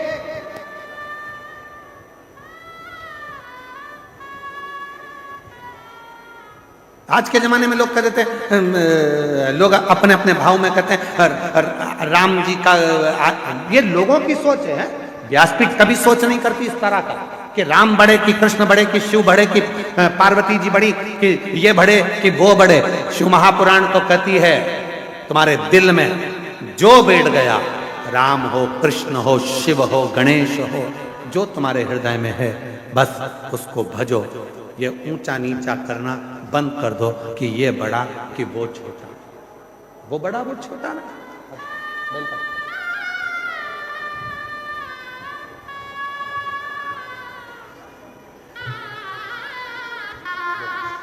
रोते नहीं बेटा, अच्छे हो गए ना, खुश हो, आंसू बचो पहले, अच्छा कुछ खुश होकर जाओ। अब हाथ पे अच्छा कर दिया, दिखा दो एक बार, बस जोरदार ताली बजाओ। रोते नहीं, खुश हो बाबा कृपा। रोते नहीं है, आंसू बचो, आप भी आंसू बचो है बेटा, आंसू आंसू। अच्छा रोते नहीं, अब तो अच्छी कर दी उसका, बिल्कुल चुप हो गए।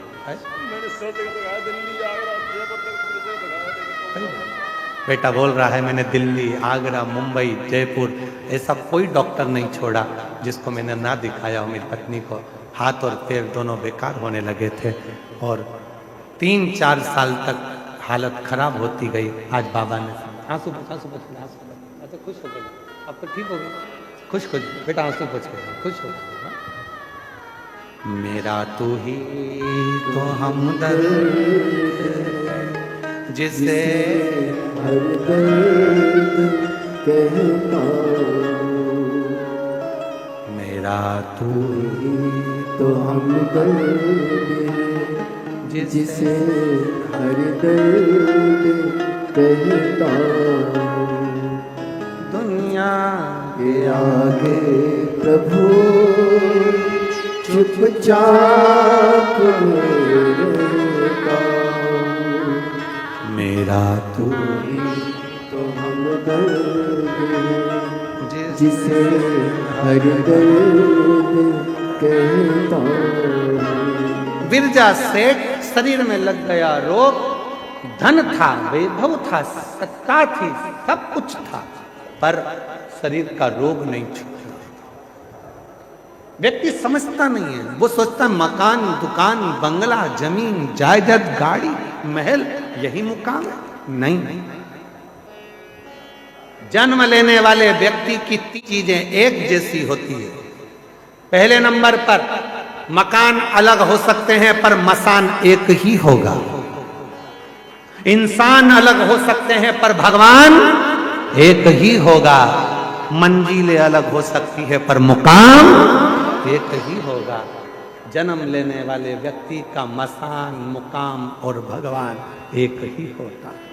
भले जिंदगी भर लड़ता रहे, नहीं ये धर्म वो धर्म, वो व्यक्ति, लड़ते रहो। गुलाब जामुन खाओगे तो भी पेट में जाएगा, जलेबी खाओगे तो भी पेट में जाएगा, और बालूशाही खाओगे तो भी पेट में जाएगा।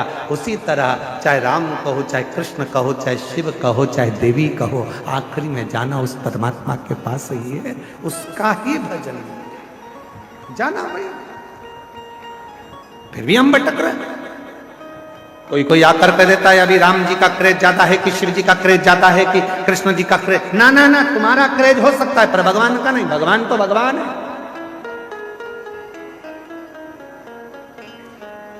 बस अंतर इतना है, सिग्नल मिलना चाहिए।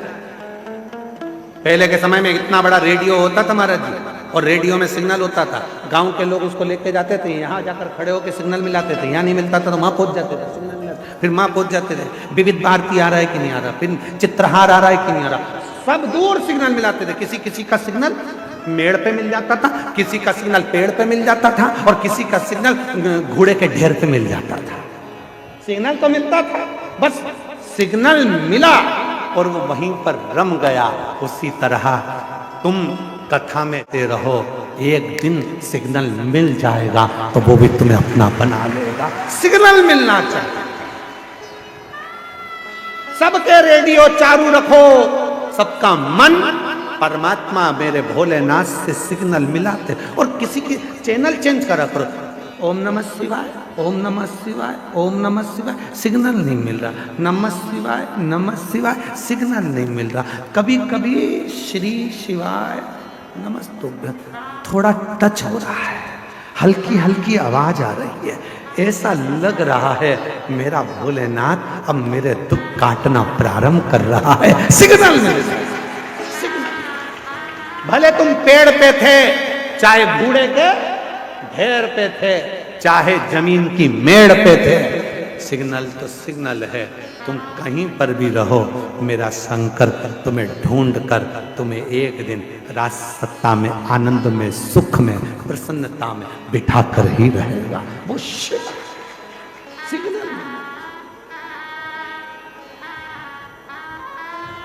मेरे बाबा दया करना, मैं तेरे भरोसे भोले बाबा दया करना, तेरे भरोसे। सिग्नल मिलाना है। बिरजा नाम का सेठ सिग्नल नहीं मिला पा रहा था, धन था पर मन पवित्र नहीं था, शरीर में रोग हो गया था, बीमारी हो गई थी। देखो शिव भक्त के दर्शन का फल क्या हो। इसलिए गुरु जी से कभी नहीं कहना चाहिए कि हमारे सिर पे हाथ रखना।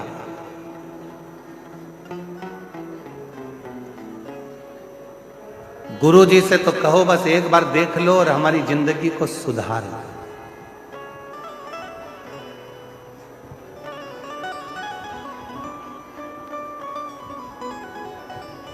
लोग कहते हैं गुरु जी बहुत दुखी हूं, सिर पे हाथ रख दो। अरे पागल हो गए। अब यहां सतुआ बाबा के शिविर में एक जगह पर डीपी लगी होगी, लाइट की डीपी चारों तरफ से सेव करके रखी होगी, उसको कोई हाथ ना लगा ले। आप में से कितने लोग हैं जो रोज सुबह शाम डीपी को छूते हैं? खटका छूते हो लाइट का, पंखा चालू करना है बंद करना है, पंखा पर लाइट का कनेक्शन, वो डीपी, वो टावर, वो पावर, उसको कोई टच नहीं करता। पर ना जाने कहां से सुख चढ़ गया, हाथ लगा दो, डीपी से कनेक्शन जोड़ रहे हो, डायरेक्ट फाल्ट हो जाओ। सिर पे हाथ रख दो, बाबा जी हमारा कल्याण हो जाएगा। बाबा जी बोले दूर रे, डीपी से दूर, बल्ब शार्ट हो जाएगा, पंखा शार्ट हो जाएगा, दूर। पर ना जाने कौन सा शोक चढ़ा है, हाथ रख दो। और बाबा उन भी ऐसे हो गए, आजा बेटा आजा आजा, और सिर पे हाथ रख, ना ना दूर हटो, दूर हटो, चलो। इसलिए हमने तुमसे एक रिश्ता बनाया, बहन और जीजा जी का रिश्ता। ये मेरी जीजी, तुम मेरे जीजा। दोनों रिश्ते ऐसे हैं कि दोनों में तुम हमारे पांव नहीं पड़ोगे, हम तुम्हारे पड़ेंगे। दोनों रिश्ते ऐसे, तुम हमारे पांव मत पड़ना, हम तुम्हारे पड़ेंगे। जीजी की शादी करेंगे तो जीजी के भी पड़ेंगे और जीजा के भी पड़ेंगे, और जिस दिन जीजा ने हरकत करी तो सिर भी पड़ सकते हैं पांव की जगह। ये तो रिश्ता हम निभाएं तुमसे, तुम मत पाओ पड़ो, थोड़ा दूर रहो। लाइट कनेक्शन से थोड़ी दूरी बनाओ। पहले के संत साधु गुरुजन तपस्वी जन साधक उपासक थोड़ी दूरी बनाते थे, भैया मेरे को छूना नहीं, है भैया पाँव मत पड़ना, है भैया नमन करो, दूर से करो, छूना नहीं, हम डीपी के कनेक्शन के पास मत। इसलिए कोई सदगुरु, कोई शंकर का भक्त, कोई शिव का परम उपासक जब तुम्हें मिले तो उससे कहना बस एक नजर कृपा की कर दो, भोले भंडारी निर्धन की झोली भर दो, भोले भंडारी। केवल एक बार देख लो बाबा, उतने में मेरा दुख कटना प्रारंभ हो जाएगा। मुझे हाथ नहीं रगवाना, केवल देख, केवल केवल ये तुम्हारे बीच में तुम लोग जम जम के चिल्लाते हो ना, नई नई डिजाइन में हार हार, हमें में तुम क्यों चिल्लाते हो कि एक बार देखे तो, एक बार देखे तो। बहुत चतुर हो तुम, ए उत्तर प्रदेश वालों, बहुत चतुर। और उत्तर प्रदेश वाले ही नहीं, हमने तो कहा है जितने शंकर जी के भक्त हैं महाचतुर होते हैं, बहुत चतुर। एक लोटा जल सारी समस्या का हल। ये किसी से माथा भिड़ाते ही नहीं है, ये ज्यादा माथा भिड़ाने का काम इनके पास है ही नहीं। ये तो अपनी मस्ती में जीते हैं, अलमस्त रहते हैं, भगवत भजन करते हैं, एक लोटा जल चढ़ा के शंकर के मंदिर में झाड़ू पोछा करते हैं और अपनी जिंदगी को मस्त जीते हैं। बिरजा सेठ शरीर का रोग नहीं गया, बीमारी नहीं गई, बड़े दुखी हो गया बिरजा सेठ, बहुत तकलीफ में हो गया। तब जा रहा था, वहीं से एक शिव भक्त निकल कर आ रहा। शुभ।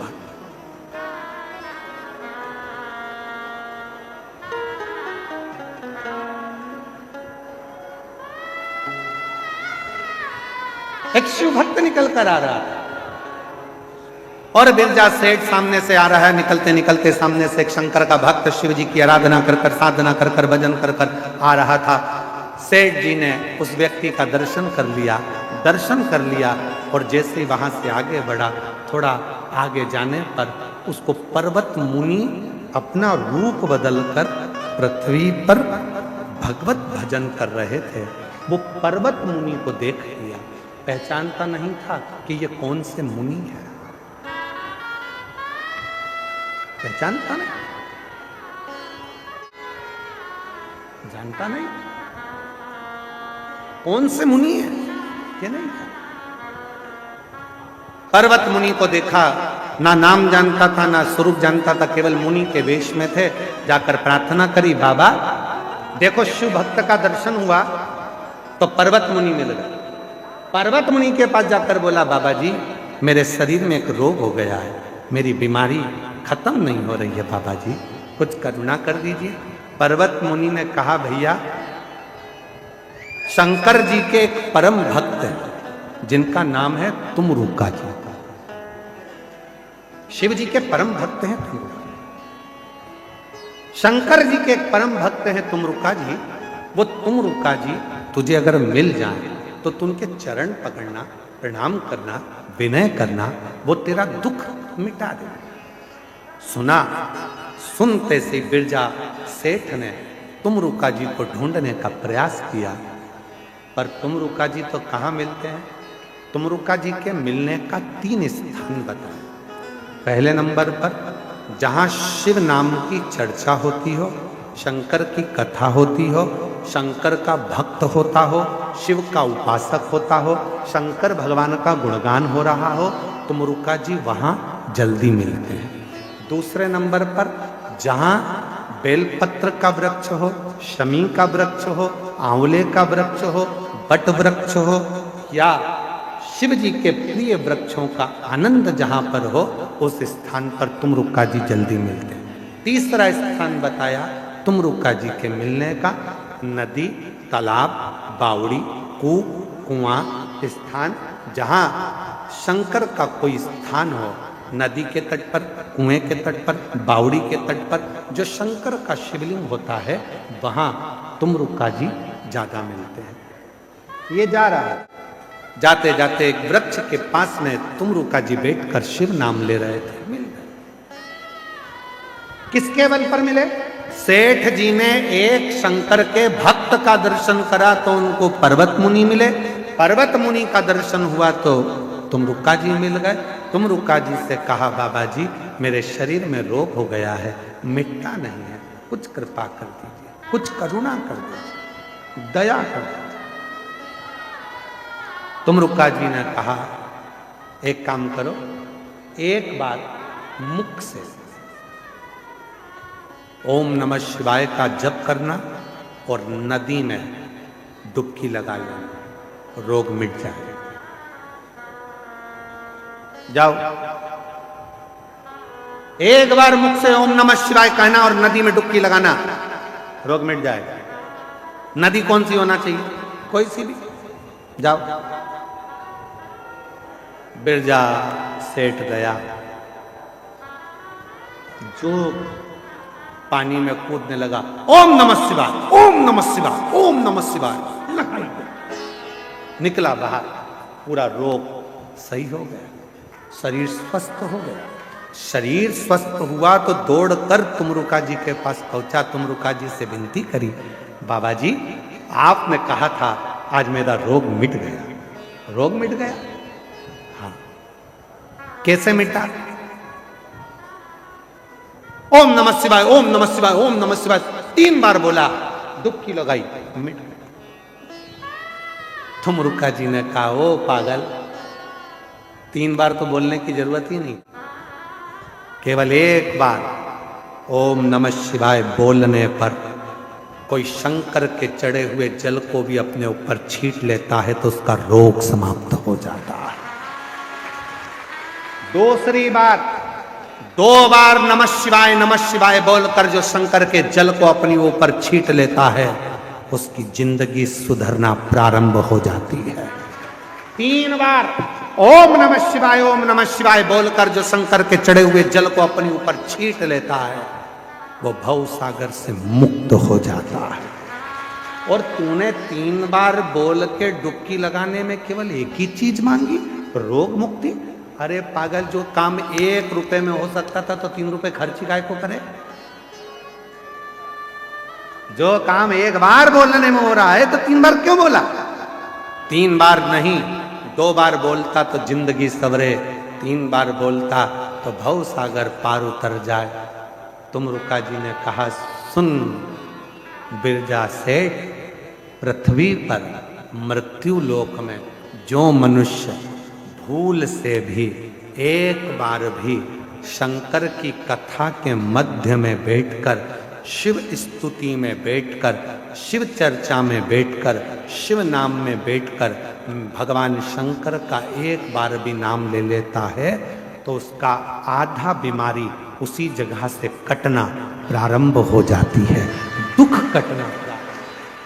और कोई यदि शिव महापुराण की कथा में बैठकर 2 बार शंकर के नाम का उच्चारण कर लेता है, तो उसकी जिंदगी वहीं से संवरना प्रारंभ जाती है।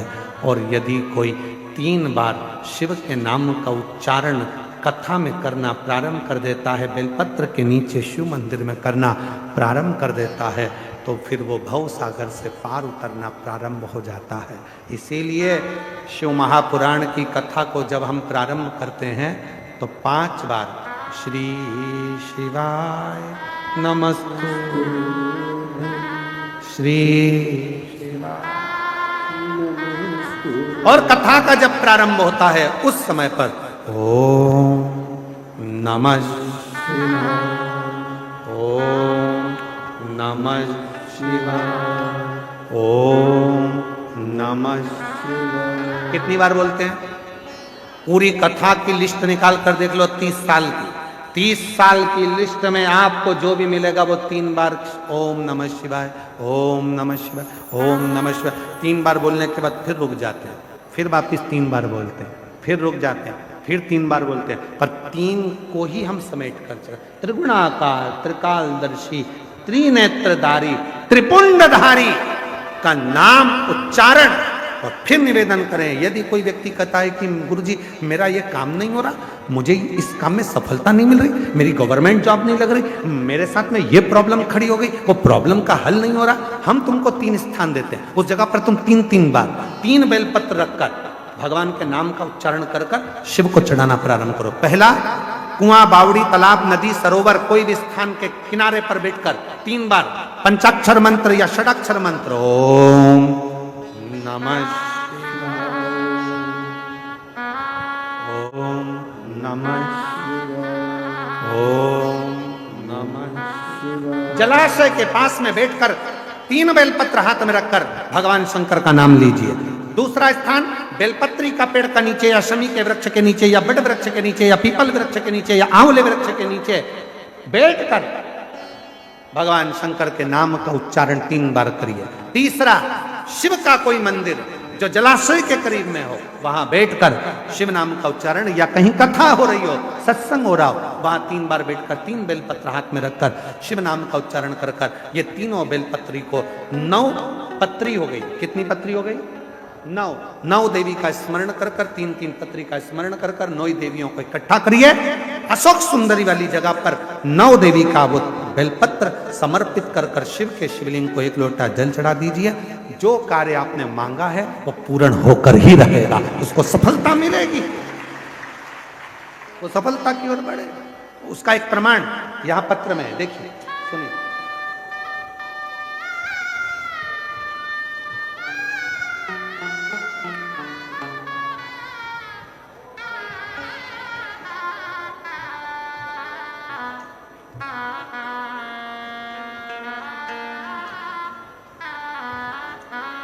मेरा नाम राधिका दुबे है, मेरे पति का नाम ऋषिकेश दुबे है। मेरा मोबाइल नंबर ये है, मेरा जिला, मैं जिला प्रतापगढ़ की रहने वाली हूँ। पता हरिनाहपुर, क्या लिखा है पढ़ो जरा। हरिनाहपुर की निवासी। गुरुजी कहीं बैठी हैं? अच्छा आप ही हैं, आ जाओ एक बिलपत्र लेकर जाइए। हरिनाहपुर की निवासी हूँ। एक लोटे जल का मैं वर्णन करूं, 2 वर्ष से आपकी कथा सुन रही हूँ। मंदिर जाती हूँ, झाड़ू पोछा भी करती हूँ, झाड़ू पोछा भी करती हूँ, और मेरे ऊपर बहुत ज़्यादा कर्जा हो गया था गुरुदेव। ये कर्जा बढ़ते बढ़ते 4,22,000 का हो गया। और बढ़ा, फिर और बढ़ा, कम नहीं। तब आप 3 स्थान पर जप करने का बोलते हो, वो 3 स्थान का जप मैंने करना प्रारंभ करा, और रात्रि को 11 से 12 के बीच का जो आपका उपाय था बेलपत्र का, वो मैंने करा, और बाबा की कृपा से आज पूरे कर्जे से मैं मुक्त हो गई। मैं बाबा को यहाँ प्रणाम करने के लिए। शिव को एक पत्र और आया है, देखिए अच्छा सुंदर पत्र।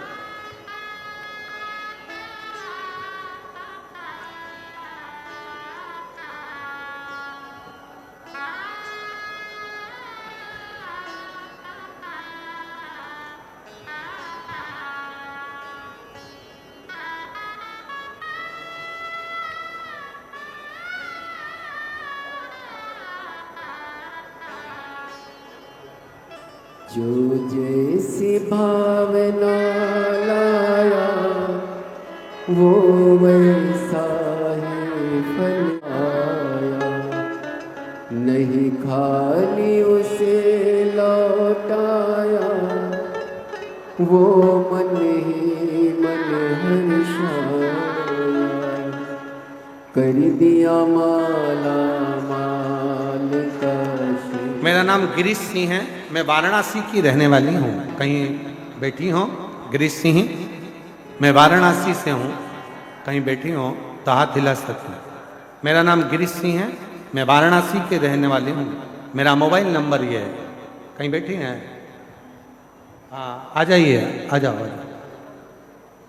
मेरा बेटा 8 साल से सरकारी नौकरी की तैयारी कर रहा था, बहुत सारी परीक्षा दी है, लेकिन कोई फाइनल रिजल्ट नहीं आया। तब मैंने मेरे बेटे से कहा कि वो सियोर वाला बाबा कुशीनगर में आया है, पंडाल में बैठकर जो मांगा जाता है वो मिलता है, जाओ कथा सुनो। मेरे बेटे ने कहा माँ ऐसे पंडाल में बैठकर कुछ मिलता है क्या, तू जा तो सही। मैंने अपने बेटे को कुशीनगर की आपकी कथा में भेज दिया, और बाबा ने ऐसी कृपा कर दी गुरुदेव, आज मेरा बेटा की नौकरी सरकारी स्वास्थ्य विभाग उत्तर प्रदेश में लग गई है। मैं बाबा को प्रणाम करने के लिए यहाँ आई हूँ। एक पत्र और है। मेरा नाम राधा, पति का नाम जयवीर सिंह है। मैं उत्तर प्रदेश के बदायूं जिले की रहने वाली हूँ। कहीं बैठी हो तो हाथ हिला सकती हैं। मैं उत्तर प्रदेश के बदायूं जिले से हूँ, आप ही हैं, आ जाइए। मेरा नाम राधा, पति का नाम जयवीर सिंह है। एक लोटे जल का मैं महत्व बताना चाहती हूँ गुरुदेव। मेरा छोटा बेटा सरकारी नौकरी की तैयारी कर रहा था, पर 1-2 नंबर से रह जाता था। तब मेरी माँ ने बताया कि शिव जी पे 1 लोटा जल चढ़ा और मेहनत को 4 गुना था। मेरा बेटा सीहोर गया, वहां पर कावड़ भरी, और बाबा की ऐसी कृपा हुई गुरुदेव कि आज मेरे बेटे का सिलेक्शन पुलिस में हो गया। मैं धन्यवाद देने के लिए यहाँ पर बाबा को प्रणाम करने के लिए आई हूँ। शिव तत्व इसी को कहते हैं, भगवान शंकर की अविरल भक्ति इसी को कहते हैं, शिव नाम इसी को कहते हैं। जो जैसी भावना लाया वो वैसा ही फल पाया, नहीं खाली उसे लौटाया, वो मन ही मन हर्षाया, और कर दिया माला माल का वाले ने लुटा दिया भंडार काशीवान।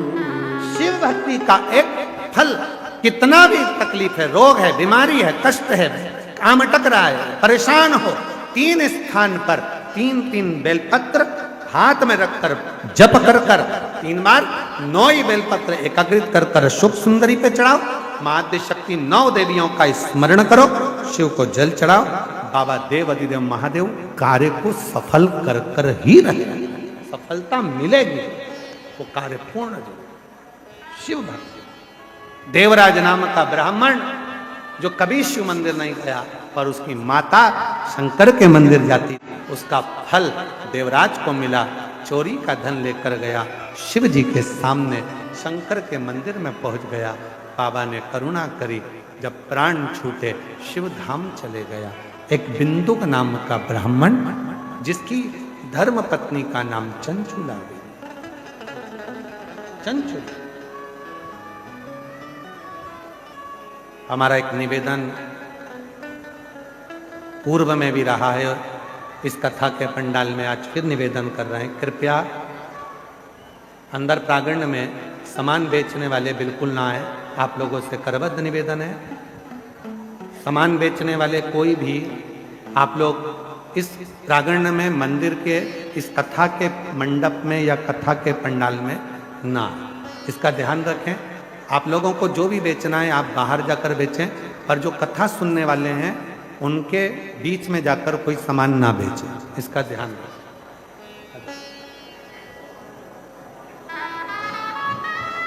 और मेरे भोले तेरा सहारा है, मेरे भोले तेरा सहारा है। इस बच्चे की सरकारी नौकरी लगी, एक बार जोरदार ताली बजाएं साथ में। मेरी नैया का तू किनारा है, मेरी नैया का तू किनारा है। बेटे की पुलिस में नौकरी लगी, जोरदार ताली बजाएं। शिव को अपना एक बिंदुक नाम का ब्राह्मण पत्नी चंचुला देवी ने उसके प्राण छूटने पर जब वो प्रेत योनि में पड़ गया, शिव कथा को श्रवण करा। ईश्वर जी गोरा जी कथा का रसतत्व श्रवण करे और भगवान शंकर ने उस कथा को स्वीकार कर आनंद लिया। ऐसी पवित्र कथा 5 दिवसीय शिव महापुराण की कथा सतबा बाबा सेवा शिविर में खाक चौक में त्रिवेणी संगम पर माघ मेले में चल रही है। आप सब 5 दिन की इस कथा को अपने जीवन में उतार कर सार्थक बनाएं। जहां जगह मिले, रोड पर मिले तो रोड पर बैठें, पंडाल में मिले पंडाल में बैठें। सावधानी से अपने सामान की सेफ्टी रखें, चेन, अंगूठी, मोबाइल, पर्स का ध्यान रखें। बच्चों का, बुजुर्गों का ध्यान रखें। जो प्रयागराज में रहने वाले व्यक्ति हैं, अपनी अपनी गाड़ी से जब जाओ तो धीरे धीरे जाओ, आराम से जाओ। और आरती होने के बाद भूमि की रज को अपने मस्तक पर, हृदय पर अवश्य लगाएं। आरती का क्रम प्रारंभ होगा। मैं आशीष जी आरती के नाम का उच्चारण करेंगे और आरती के बाद सभी लोग अपने अपने गंतव्य की ओर जाएंगे। हर हर